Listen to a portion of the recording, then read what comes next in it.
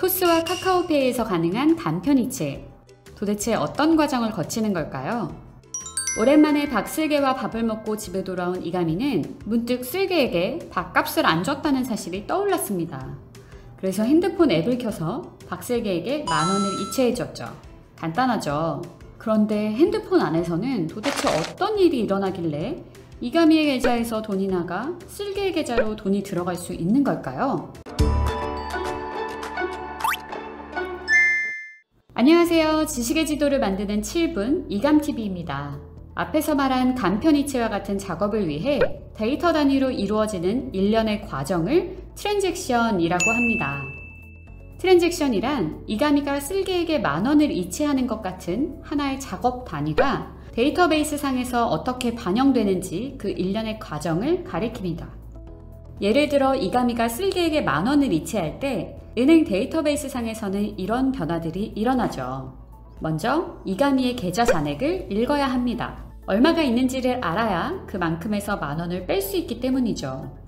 그 다음으로 이가미의 계좌 잔액을 변화시켜야 합니다. 이가미의 계좌 잔액 마이너스 10,000원으로 만들어줘야 하는 거죠. 또 이번에는 돈을 받을 박슬개의 계좌 잔액을 읽어야 합니다. 그리고 이번에는 박슬개의 계좌 잔액 플러스 10,000원으로 잔액을 변경시켜야 합니다. 이렇게 은행 데이터베이스 상에서 이가미의 계좌 잔액과 슬개의 계좌 잔액을 이체의 목적에 따라 적절하게 변화시키는 일련의 과정이 바로 트랜잭션입니다. 트랜잭션이 성공적으로 이루어지기 위해서는 총 4가지 조건을 만족시켜야 하는데요. 이 4가지 조건을 합쳐 우리는 ACID, 엑시드 특성이라고 부릅니다. 각각 원자성, 지속성, 독립성, 일관성입니다. 트랜잭션 4가지 조건 중 먼저 원자성부터 살펴볼게요.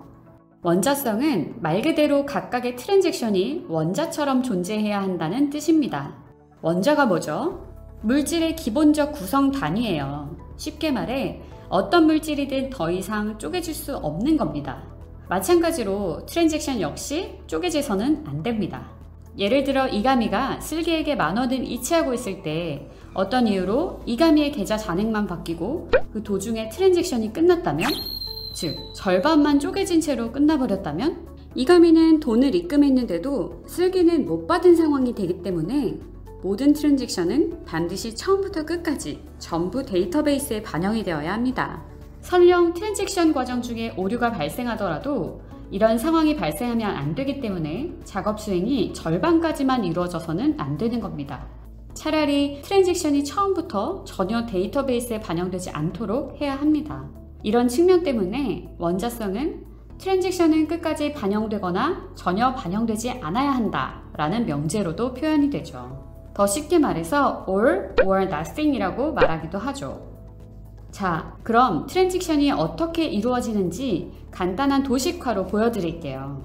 여기 데이터베이스가 있어요. 근데 여기서 직접 연산을 수행하지 않고 데이터베이스에서 변수와 값들을 읽어들여 임시 메모리, 즉 버퍼에서 연산을 합니다.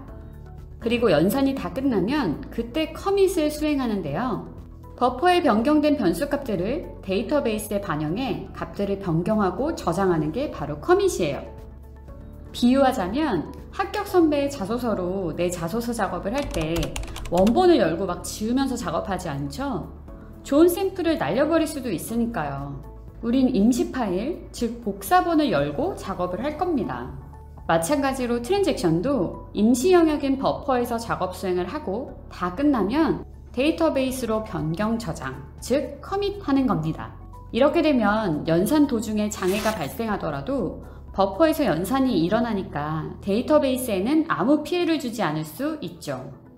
연산이 길어 트랜잭션이 길 때에는 중간 커밋을 둬서 데이터베이스 저장을 한 번 더 해주는데요.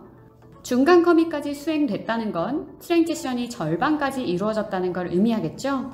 만약 한 트랜잭션이 중간 커밋까지 수행되고 알 수 없는 오류로 중지되었다면 원자성에 위배되니까 처음부터 다시 작업 수행을 해야 해요. 이게 바로 원자성입니다. 두 번째는 지속성이에요. 지속성이란 어떤 장애가 발생하든 트랜잭션의 결과가 보존되어야 한다는 뜻인데요. 한 번 완료된 트랜잭션의 결과는 반드시 영원히 데이터베이스에 반영되어야 한다는 뜻입니다. 예를 들어 이가미가 쓸계획에 10,000원을 이체해서 2명의 계좌 잔액이 데이터베이스 상에서 변했다면 그 변화는 어떤 장애가 발생하더라도 영원히 데이터베이스에 남아있어야 합니다. 그 다음으로는 일관성이 있어요. 이는 어떤 트랜잭션에 의해서 데이터베이스의 상태의 일관성이 깨지면 안 된다는 뜻입니다. 예를 들어 트랜잭션에 의해서 이가미의 계좌번호 자체가 바뀐다거나 같이 데이터베이스의 상태가 달라지면 어떻게 될까요? 이가미 입장에선 날벼락이겠죠. 그렇기 때문에 일관성 역시 트랜잭션에 있어서 매우 중요한 조건 중 하나입니다. 마지막으로 독립성을 살펴볼게요. 이는 데이터베이스 상에서 항상 트랜잭션이 하나만 존재하지 않기 때문에 중요합니다. 예를 들어 이가미가 박스에게 10,000원을 이체하고 있는데 동시에 박스에게도 어제 이가미 사준 커피가 생각나서 이가미에게 5,000원을 이체하고 있다고 가정해 볼게요. 이때 두 트랜잭션이 각각에게 서로 영향을 미쳐서는 안 된다는 얘기입니다. 각각의 트랜잭션은 따로 취급되어야 마땅하다는 얘기죠. 독립성은 결국 각각의 트랜잭션이 격리된 것처럼 따로 작동해야 한다는 말이기 때문에 격리성이라고도 표현합니다. 이런 특성을 지닌 트랜잭션이 수행되는 모든 작업 정보 로그들을 순서대로 블랙박스처럼 저장하고 있는 파일이 있는데요. 바로 로그 파일이에요. 하나의 로그는 트랜잭션 번호, 작업, 변수, 이전값, 이후값의 형태를 띠는데요. 예를 들어 이런 형태는 트랜잭션 T1에서 데이터베이스 X값을 10만에서 9만으로 변경했음을 뜻해요. 자, 이게 바로 트랜잭션 T1의 진행 내역이고 그동안의 로그 파일은 다음과 같아요. 인트로에서는 이가미와 쓸개가 10,000원을 주고받은 내용만 확인했는데 2번 로그를 보니까 이가미의 계좌 잔액은 10만원에서 9만원으로 줄었고 4번 로그를 보니 쓸개 잔액은 7만원에서 8만원이 되었네요. 데이터베이스의 로그 파일을 불필요하게 왜 만들어서 저장량을 늘리지? 이렇게 생각할 수 있는데요. 가장 큰 이유는 장애 발생 시 복구하기 위해서예요. 데이터베이스에서는 여러 가지 이유로 장애가 발생할 수 있는데요. 이런 장애가 발생할 때 데이터를 원래 상태로 복구하려면 비교 대조할 이 로그 파일이 완전 필요하답니다. 데이터베이스에 장애가 발생했을 때 상황에 따라 어떻게 복구를 하는지 살펴보도록 할게요. 첫 번째 경우에요. 장애 시점에 진행되던 트랜잭션이 종료됐는지 혹은 중단됐는지 판단을 먼저 합니다. 만약 트랜잭션이 마무리되지 못했고 어떤 커밋도 없었다면 전체를 무효화시키고 트랜잭션을 다시 진행하면 됩니다. 두 번째예요. 로그는 커밋이 이루어지기 전에 기록되니까 로그 파일에 최종 커밋까지 기록이 되어 있지만 데이터베이스에 반영이 안 된 경우가 있을 수 있어요. 그럼 어떻게 해야 할까요? 최종 커밋까지 수행이 다 된 거니까 로그 파일을 참조해서 데이터베이스에 덮어쓰기를 하면 되겠죠? 이걸 재실행이라고 불러요. 재실행은 트랜잭션에 관한 로그들 중 데이터 변경에 관한 것들을 처음 혹은 중간 커밋 이후부터 순차적으로 데이터베이스에 반영해 복구하는 걸 말합니다. 이제 세 번째 경우에요. 로그 파일에 중간 커밋 이후까지만 담겨 있고 중간 커밋이 실제 실행된 경우라면 어떻게 해야 할까요? 중간 커밋 이후부터 다시 시작한다 라고 생각할 수 있는데 노노노.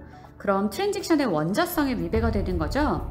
아까 앞에서 트랜잭션은 all or nothing이라고 했잖아요. 그러니까 중간 커밋 이전 로그들을 따라가면서 트랜잭션 수행 전 상태로 복구를 다시 해줘야 합니다. 이걸 바로 되돌리기라고 해요. 되돌리기 후에 처음부터 다시 수행을 해줘야 합니다. 요즘에야 세상이 좋아져서 우리는 손가락으로 띡 한 번만 눌러도 이체가 가능한 세상에 살고 있어요. 그러나 그 이면에는 이렇게 복잡한 과정을 거쳐 트랜잭션들이 무수히 많이 이루어지고 있답니다. 자, 오늘은 이렇게 트랜잭션과 그것의 4가지 특성에 대해 알아봤습니다. 우리가 간편하게 이용하는 토스와 카카오페이도 이런 트랜잭션의 원리에 따라 진행되고 있었던 거예요. 도움이 좀 되셨나요? 다음에도 더 재미있고 유익한 주제로 찾아오겠습니다. 지금까지 이감TV였습니다.